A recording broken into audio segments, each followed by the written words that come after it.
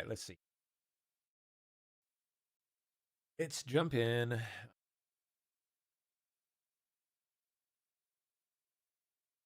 far as whether I've got anything.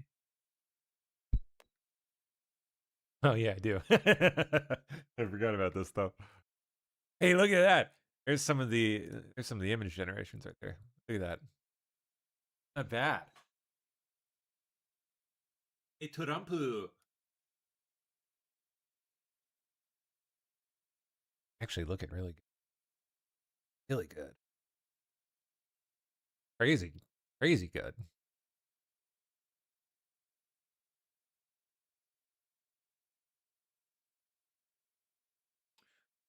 Okay. Let's start with this one. These gents here uncovered something insane. Dearborn, Michigan. Massive potential fraud taking place in what else but a disabled adult foster care home. Every dang time. It types. You're Nigerian in this case. That we know, one of the things that we noticed, because we've hit a few other locations today, we've knocked on the door and there's just no answer. So like we were just wondering, like if this house is registered, you know, with 6 patients and all the other ones are too most of the time, there's no one there. So I was wondering how that works. Like are there locations where they're just not operating? Because this was like 2-3 o'clock in the afternoon, so you'd think that'd be peak hours. It's not possible. Not possible.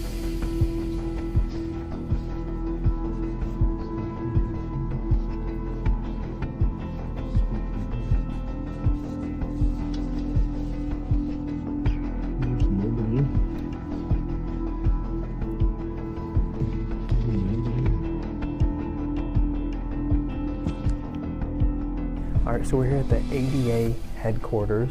They have about a dozen adult disabled healthcare homes in their network. We came to check it out.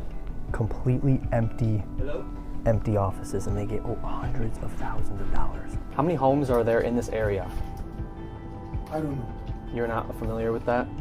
Okay. Are you guys familiar with receiving over $600,000 in 2023 in grants from the government? I don't know anything.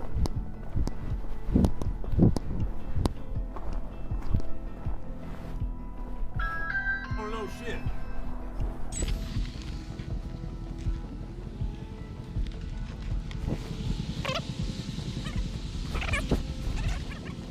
So this is a adult foster care facility, Moylan Manor. Just another one under the umbrella. Unsure of how much they're getting in funding quite yet. We submitted a FOIA request, so hopefully we hear back on that soon. But this is just one of dozens underneath this Josephine chick. So we're gonna keep going to the next locations. No one answered, which you'd think, you know, it's 4 o'clock on a Friday that they'd be bumping, especially if they have, you know, disabled adults in there. You'd think they'd have, you know, some sort of people on staff at all times, but here we are, peak hours, getting federal funding, and there's no one. One of the fascinating aspects of Nick Shirley's investigation in Minnesota is how blatantly obvious the fraud was. The Somalis, with an average IQ of roughly 68, executed widespread fraud with zero effort to hide it from the light of day. Ask any criminal investigator. That is not how fraud operations typically go. It is usually much more complex, with shell companies, multiple partnerships, etc., etc. The tips submitted by so many of you allowed my team to stumble upon something that has the potential to be even bigger right here in Wayne County, Michigan. Specifically, cities like Dearborn and Detroit. Every year, hundreds of thousands of taxpayer dollars flow into adult foster care homes in Dearborn, Michigan. What we found was many of these homes are run by Nigerians who immigrated to the United States. They are part of a network controlled by a single administrator. On paper, these homes exist to care for vulnerable adults. In reality, they are part of a system built to harvest public money while residents are left at risk. Empty beds, minimal staff, safety violations ignored, residents' funds mismanaged. And yet, government grants keep flowing. One mailbox was literally a hole in a cinder block wall covered with duct tape and cardboard with the word mail written in Sharpie. At one of these homes, the smoke alarm was chirping non-stop. That is not a joke. Then that's just one of the things. A dead battery in a care home. If you cannot charge a battery, how can you be trusted to give pills on time, or clean the kitchen, or maintain sanitation, and even keep people safe? You can't, as evidence in this report here, and this one here, and this one here, just to name a few. How can families trust you with the lives of their loved ones?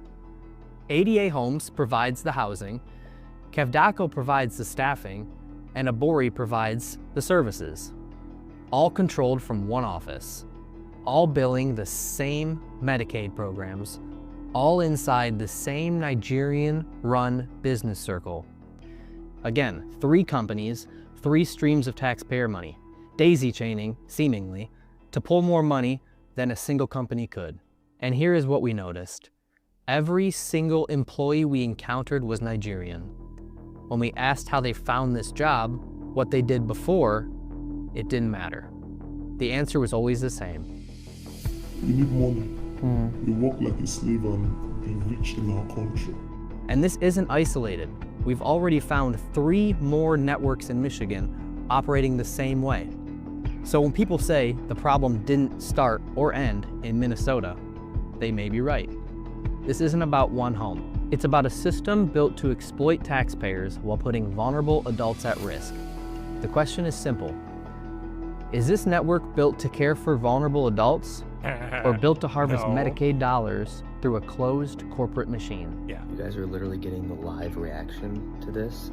I just finished watching the final version of the video that you just watched, and my inbox received a tip that is going to blow your mind. It's going to blow your mind, the connection that this Nigerian network has to another very popular state. Let's just say that. We are starting immediately the work on part 2, and it'll be out extremely soon. Just stay tuned. Wow, man. I'd love to see them start defending Nigerians as like community totally known for, you know, telling the truth and doing good business. Definitely not scamming people, right? Just give it a little bit. They're already defending the small ends. Just wait.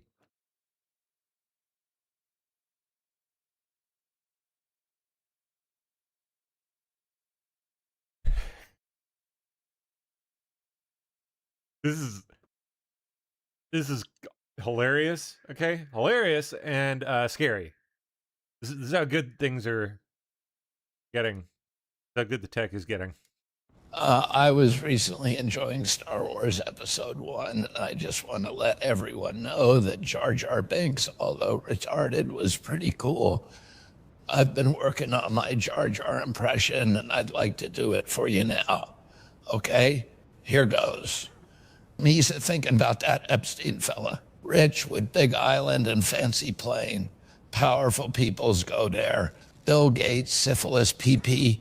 Them girls hurt bad, scared, rapey, no escapee. How would they lock him up, then poof, he dead. Cameras off guard, sleepy. Maybe silenced, justice no done. Mesa hoping that truth come out someday. For the girls, okie day. Pretty good, right? I was recently enjoying. It's scary good, man. It's getting scary good. It's crazy.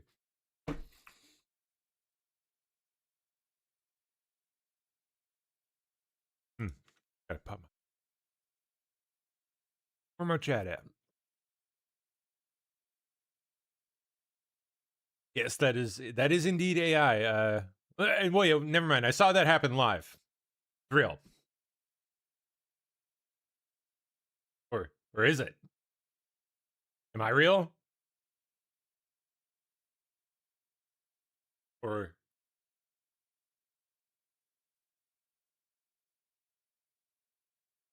endless digital dude. Getting whatever that is.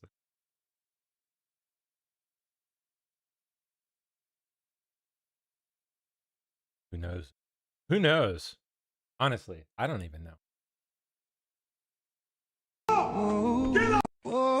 看大人，你消消气，滚开！大人，您别进去。老婆，给老子出来！老头子，您来了。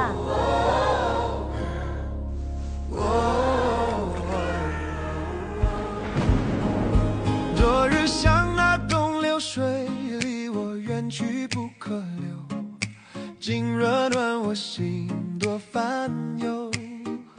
抽刀断水，水更流；举杯消愁，愁更愁。明朝清风四处飘流。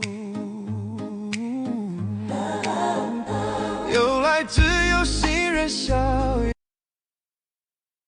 Getting weird, man.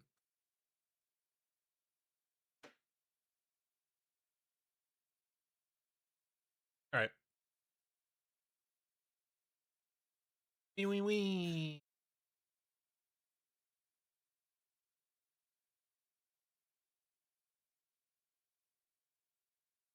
Okay.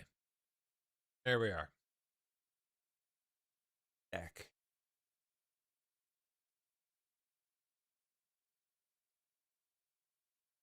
Prime Minister. Question. Yeah, all that shit on you. My God, what a fucking train wreck that was. Pardon my. Ooh wee. That just. He boggles my mind. Choice for such a crucial, important role, public facing. Andy just. I don't know. I don't know why they did it.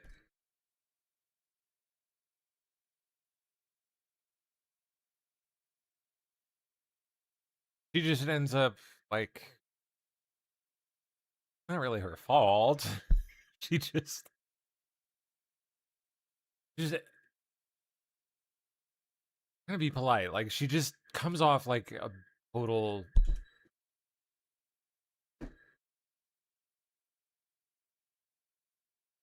it's something about the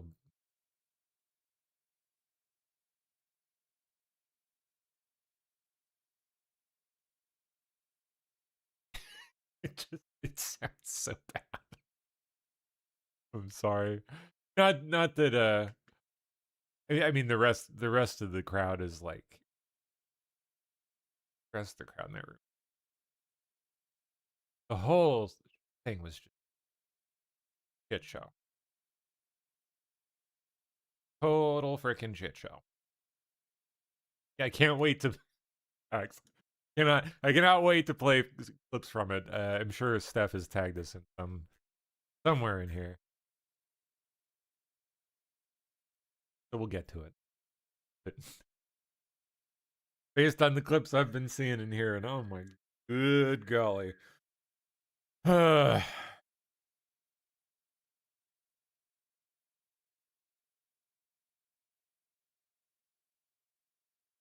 Frustrating. All right, let's see. We'll start.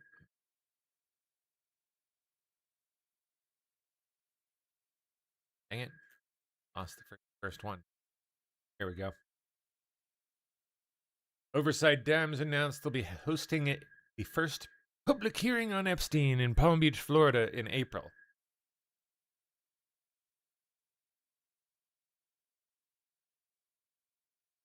White House official reportedly says Mexican cartel drones were behind the temporary El Paso airspace closure. What the heck?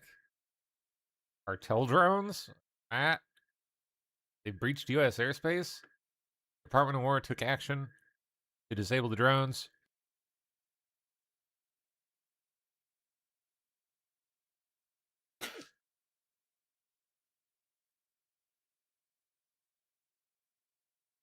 Uh, FAA and DOW have determined there is no threat to commercial travel.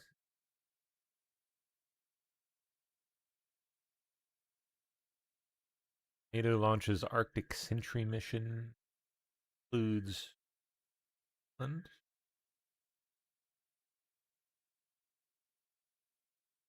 Oh yeah, what the heck happened here? Saw the headline, haven't looked into it yet. There's a mass shooting in Canada apparently yesterday. The Detroon. Of course, I bet it. I'm pretty sure it was. Didn't I see something about that? Maybe Steph. Yeah, there it is. Trans shooter. We carried out one of the worst school shootings in Canadian history at Tumbler Ridge Secondary School, killing 9. Identified as one Jesse Strang, age 17, who began transitioning at age 15. Yeah. And who is also on heavy doses of SSRIs. Oh,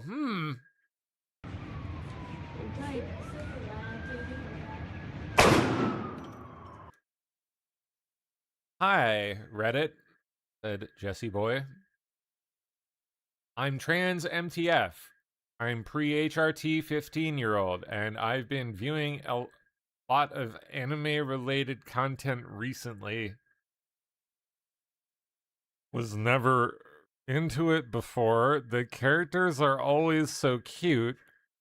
I don't want to be 2D or anything like the characters themselves, but when it comes to their body shape and stuff, I often find myself comparing their semi-unrealistic yet physically possible shape.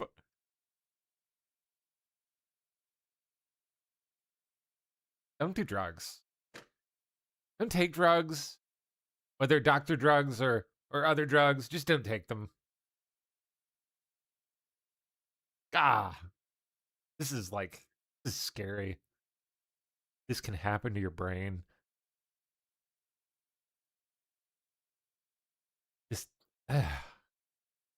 Just weird to read.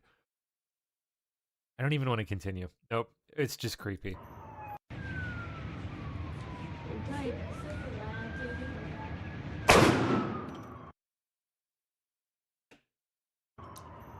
Wow. All right. So what the heck happened here?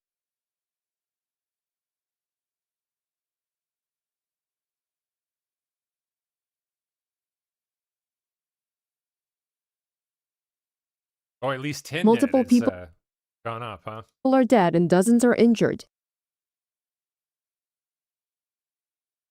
Multiple people are dead and dozens are injured after a mass shooting at a high school in Tumbler Ridge, British Columbia on Tuesday. Active shooter incident at the Reuters has obtained and verified this footage from a local journalist who was around the area following the shooting. Authorities say 6 people were found dead inside the high school. 1 person died on the way to the hospital. 2 other bodies found at a neighboring residence are also believed to be connected to the incident. The suspected shooter was also found dead with what appeared to be a self-inflicted injury. At least 2 others were hospitalized with serious or life-threatening injuries. Authorities believe the shooter acted alone, but have released no other details, apart from saying the shooter was a brown-haired woman in a dress. Police did not say how many of the victims may have been minors. British Columbia Premier David Eby acknowledged the scale of the tragedy. This is a devastating and unimaginable tragedy. We can't imagine what the community is going through.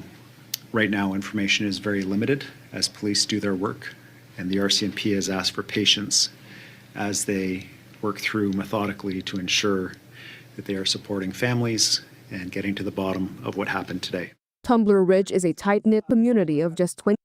It puts the lotion on its skin, or else it gets the hose again. 2,400 people.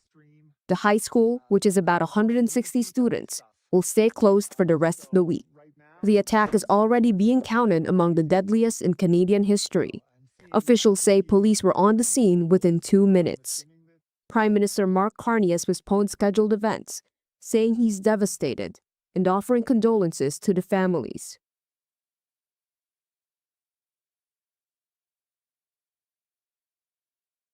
Gun person. I'm with, yeah, I think you love chat, yeah. Good afternoon, everyone. Thank They you for should have coming said today. it. I apologize for the Oh, delay. are we? I was once again with the president. What is this business? Where are you coming from? Shut up.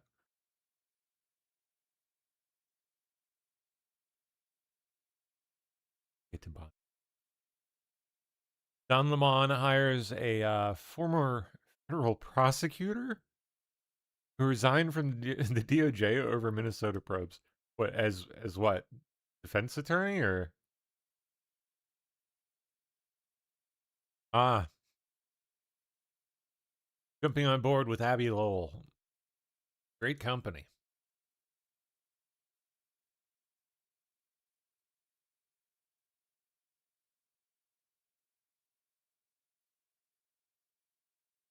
Okay. Yep. Don Lemon just hired Joseph A. Thompson, recent U.S. attorney in Minnesota who resigned amid investigations into Renee Good's fatal.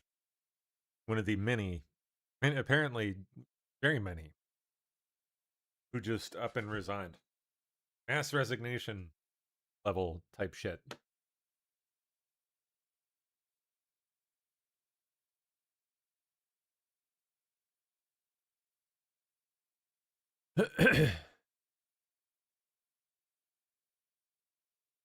We stopped investigating what he claimed was $19 billion in Medicaid fraud in Minnesota over a dead-end investigation into the shooting of Renee Good to represent. Yeah, it makes sense.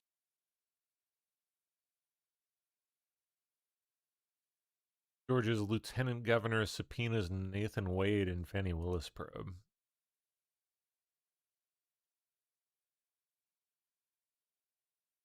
Worth anything at all? Like,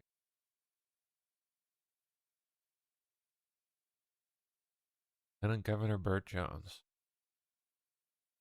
You'd subpoena to Nathan Wade, former special prosecutor in Fulton, in the Fani Willis case against Trump. Fani Willis' story didn't match her boyfriend's testimony.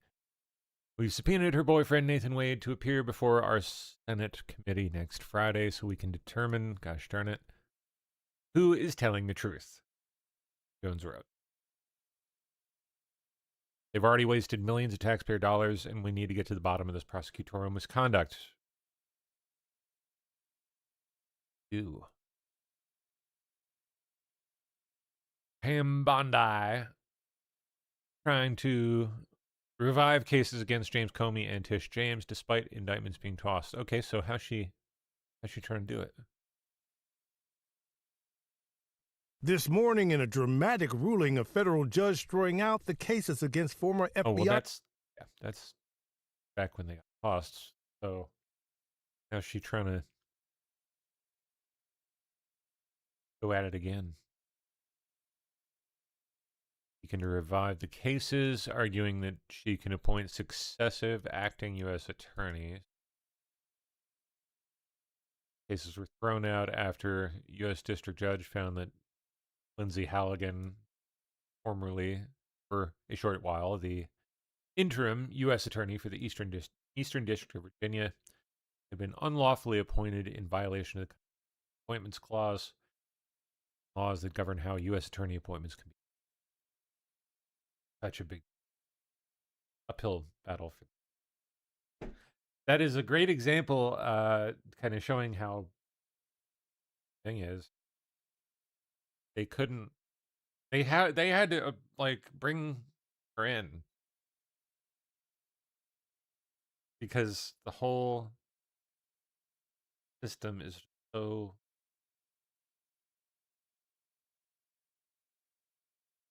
controlled.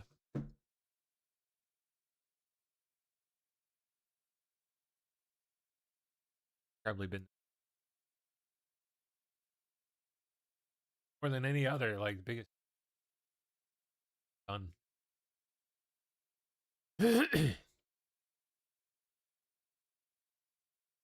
Halligan, the court found, was not an attorney authorized by law to conduct grand proceedings. Appeal filed Monday. Bondi and Todd Blanche argued that the Justice Department is utilizing the tools Congress gave them to deal with U.S. attorneys. The defendants were not indicted by Halligan, Bondi and Blanche argue, but were charged by a group of their fellow citizens, grand jury, acting independently of her, who found probable cause to believe that they committed federal crimes. Same arguments were rejected by district court. Halligan, a White House aide, was named interim U.S. Attorney for Eastern Virginia after Trump forced out Eric Siebert, previous interim U.S. Attorney, who sources said had resisted bringing the cases.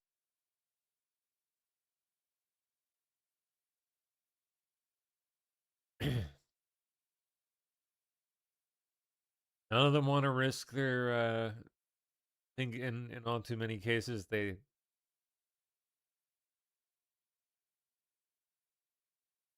risking their careers if they dare to step out of line like that. They don't want to do. Think about how all that they've sunk that debt in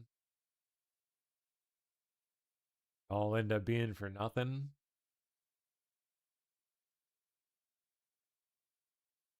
Cross the wrong line. That's how all too many got it, so they just done. Chance that they'll pay the price for it under.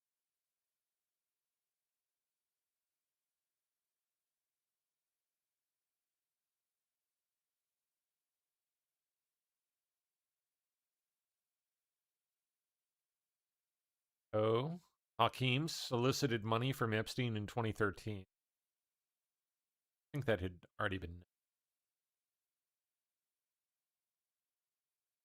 And has been released by authorities after being taken into custody in the search for Nancy Guthrie. Terrifying.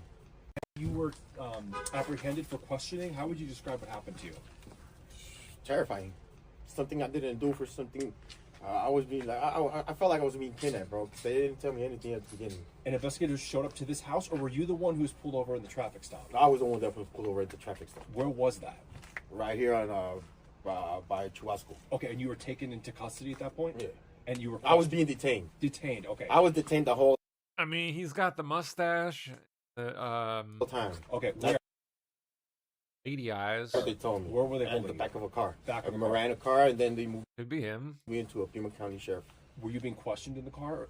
At the Miranda car, I was being questioned, but they only asked me for my first name, my last name, my date of birth, and my social. Okay. What were they asking you about? Where my whereabouts. Okay. Where do I work? Where was I, and all that. But are you ever up in Tucson? Yeah, I work in Tucson. What do you do? GLS, deliver packages. Okay. Do you think you might have delivered a package to Nancy Guthrie's house? I don't know. Did you happen to be wearing a ski mask at the? Been a possibility. I don't know. Yeah. Do you ever deliver like Amazon packages or anything? Well, it's kind of the same thing. Yeah. So do you think you made? Oh. Fine.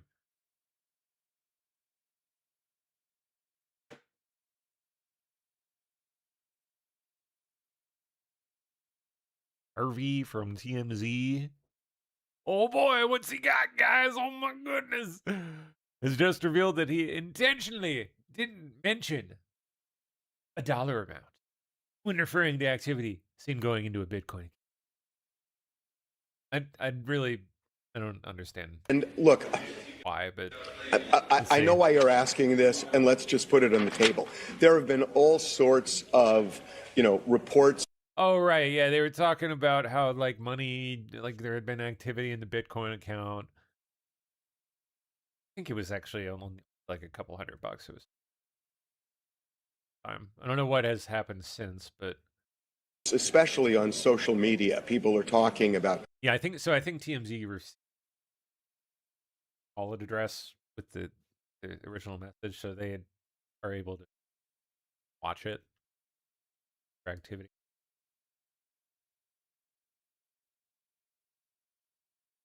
Ash Patel says the Warren execution in Fulton County. Yeah, tell me more about that. involves an FBI criminal investigation examining whether any alleged electoral improprieties involved intentional acts that violated federal criminal law. That's kind of the big question here, ain't it?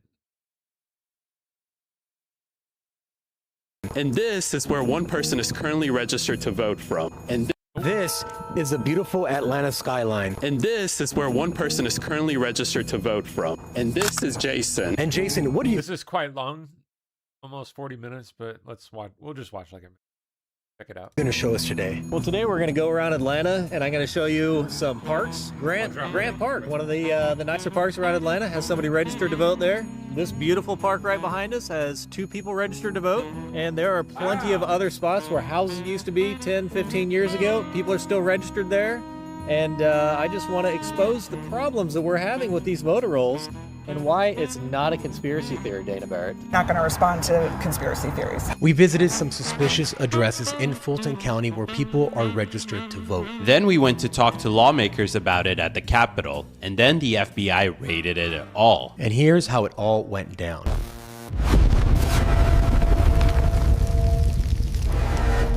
We are headed to Emory University here in Atlanta, Georgia. We found that out of 1,200 students that are registered to vote from their dorm, 304 yeah, don't actually have a corresponding dorm. So we want to see what actually happens in that case, because 1, that's against Georgia law, right, Fabian? Yeah.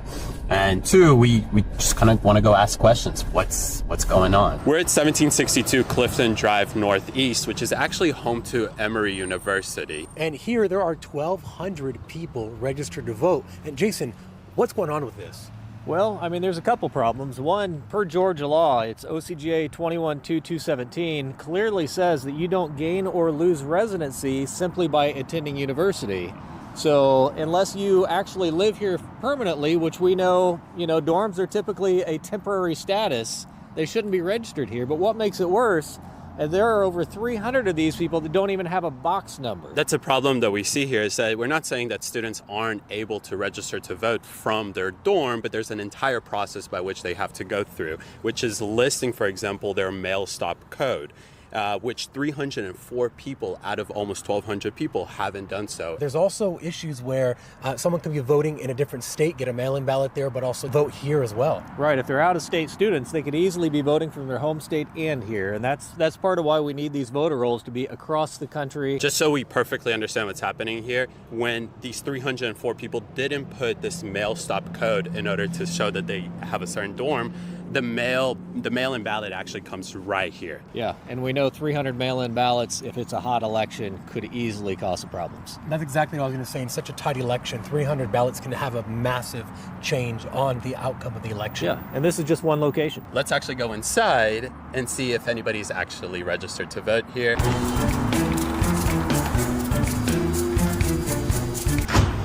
No, we can't even get in. Okay. Hey, maybe there's a... Oh, it says for deliveries. Even better. Okay. So mail services around the building at 1650. Hey, what's going on? I'm guessing this is where... Going on at every freaking location.